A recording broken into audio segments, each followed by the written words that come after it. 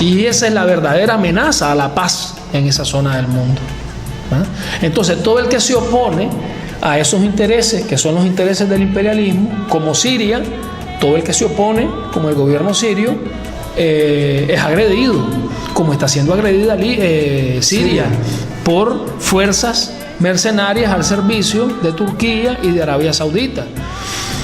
Se habla de la primavera árabe, todavía hay ingenuos de izquierda que hablan de la primavera árabe. Bueno, entonces resulta que otoño árabe, los gobiernos van más despóticos, más antidemocráticos.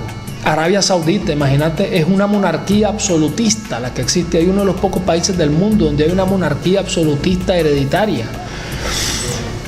Y todos los sultanatos esos son cleptocracias que existen, ¿verdad? En estos países. Todos ellos son un atajo de regímenes corruptos que están nadando en petróleo y con un montón de gente viviendo en la miseria, ¿verdad? Es una cosa inaudita. Esos regímenes cuyos pueblos se están rebelando en contra de ellos apoyan a los que le hacen la guerra, a los que están con las armas en la mano atacando al gobierno sirio. Entonces, ¿cómo se explican los ingenuos o que pasan por ingenuos o que no sé?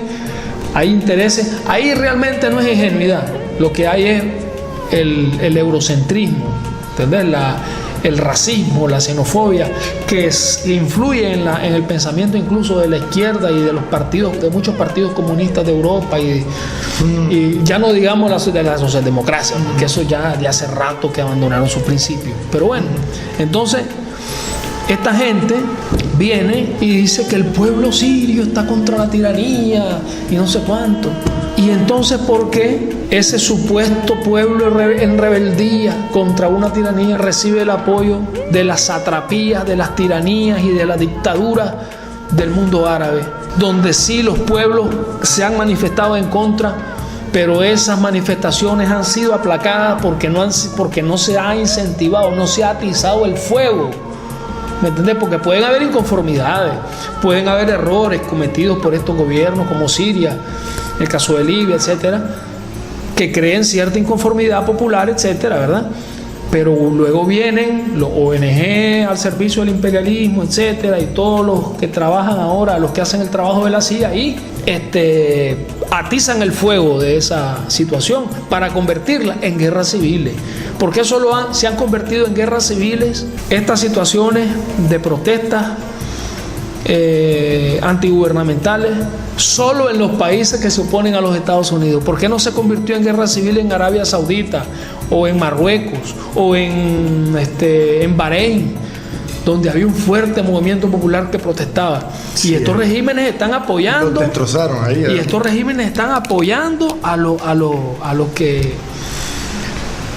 se oponen, a los que están con las armas combatiendo al gobierno sirio, que además muchísimos de ellos no son sirios.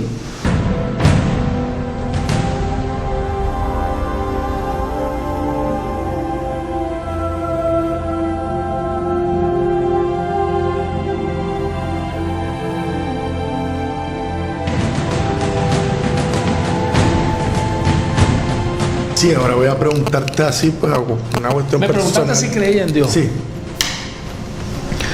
Yo creo en Dios, pero no en su existencia, porque creo que la existencia es material por definición. Creo que Dios no necesita existir porque es un ser espiritual. Dios es una entidad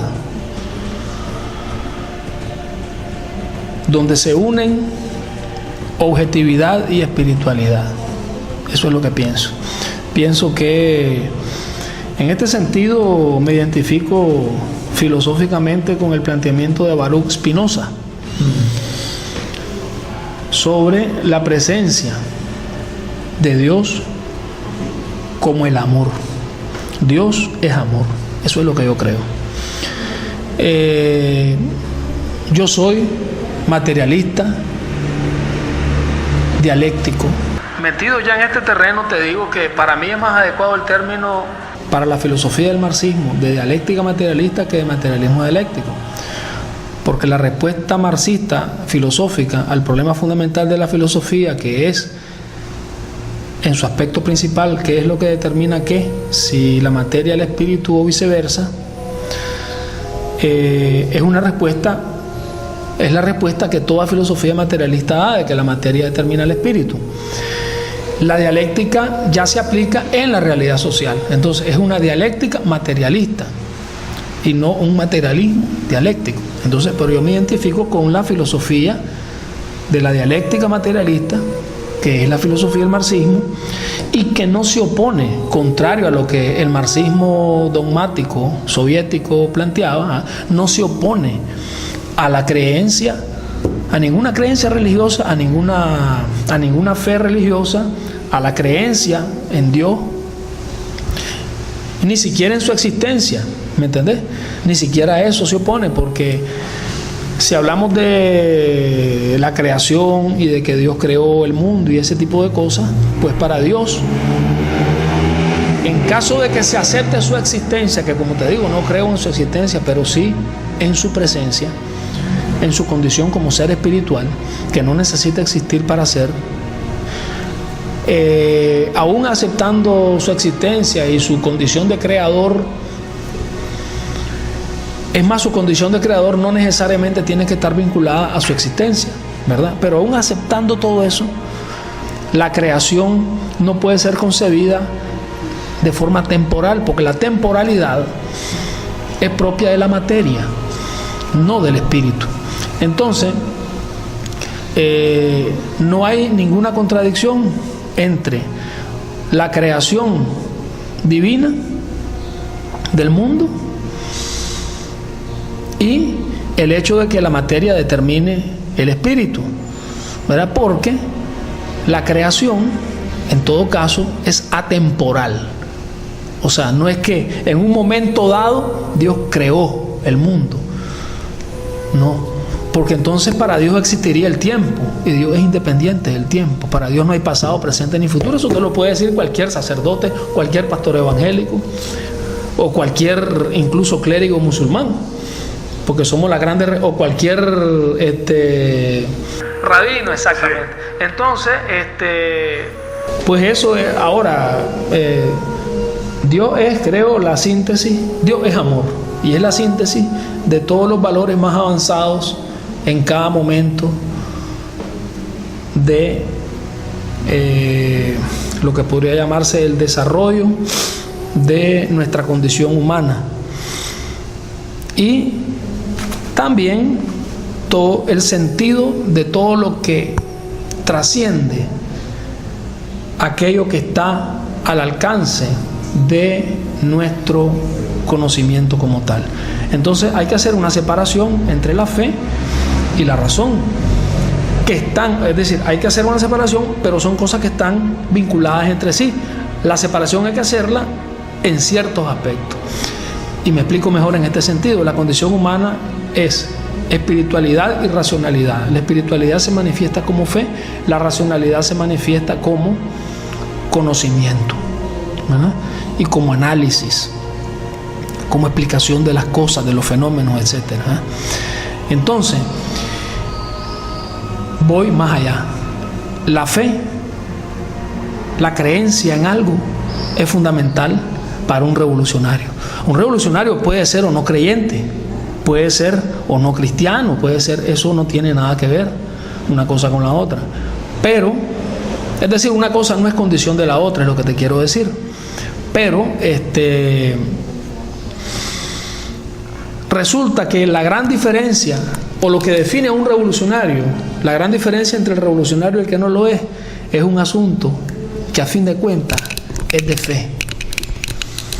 No estoy hablando de fe religiosa, estoy hablando de fe en general, de capacidad de creer. Un último mensaje para todos los televidentes de que nos están viendo todos los sábados y los martes aquí. Y el mensaje que quiero dar es a todo el pueblo nicaragüense de que sigamos adelante confiando en el Frente Sandinista que nos ha llevado por este camino de prosperidad, de justicia, de restitución de derechos, los derechos del pueblo, que confiemos en nuestro liderazgo revolucionario, en el comandante Daniel, en la compañera Rosario, que confiemos en que luchando todos, cada vez más organizados, vamos a poder alcanzar ese gran anhelo, el mayor anhelo de los seres humanos, que es la felicidad. Y para eso tenemos que transformar nuestra conciencia. Y en esto, pues tenemos que llenarnos de amor por los seres humanos, convertir eso que practicamos en la familia, la solidaridad, la hermandad, la identificación, la entrega, eso, multiplicarlo a nivel de toda la sociedad. Por eso es tan importante el mensaje que la compañera Rosario ha compartido acerca de la importancia de los valores de la familia, la unidad familiar, el papel preponderante que ahora juega la existencia de la familia como una manera, como una manifestación, digamos, propia de la sociedad humana en el modelo político que estamos promoviendo del poder ciudadano. Entonces tenemos que convertirnos todos los nicaragüenses, toda la humanidad, en una gran familia, los sandinistas, los nicaragüenses, los latinoamericanos y caribeños, la humanidad entera. Ese es el objetivo de la revolución, que todos vivamos en hermandad, en paz, practicando el amor a la humanidad, el amor a la naturaleza, a la madre tierra. Y de eso se trata ser revolucionario, luchar por la vida, luchar porque la revolución es un proyecto de vida, luchar por la justicia, por la libertad, por la prosperidad, por el buen vivir, para que logremos ser cada vez mejores, porque como dijo alguien por ahí una vez, muy importante, con esto quiero cerrar, para vivir mejor hay que ser mejor. Ok, gracias, Carlos.